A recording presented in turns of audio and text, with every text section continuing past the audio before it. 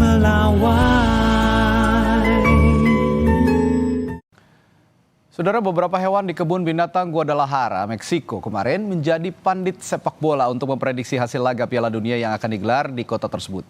Prediksi dibuat dengan memberikan makanan, mainan, atau elemen khusus yang mewakili timnas sepak bola yang akan bertanding.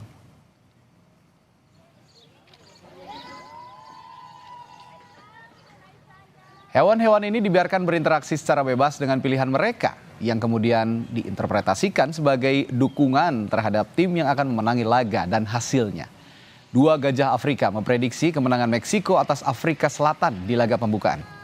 Dua gorila mendukung Uruguay untuk mengalahkan Spanyol. Sedangkan puma di kebun binatang ini mendukung Korea Selatan atas Republik Ceko. Jerapah memprediksi kemenangan Republik Demokratik Kongo melawan Kolombia. Sementara kapibara tidak menunjukkan pilihan dalam pertandingan antara Meksiko dengan Korea Selatan. Sehingga pawang mereka menafsirkan laga tersebut akan berakhir imbang.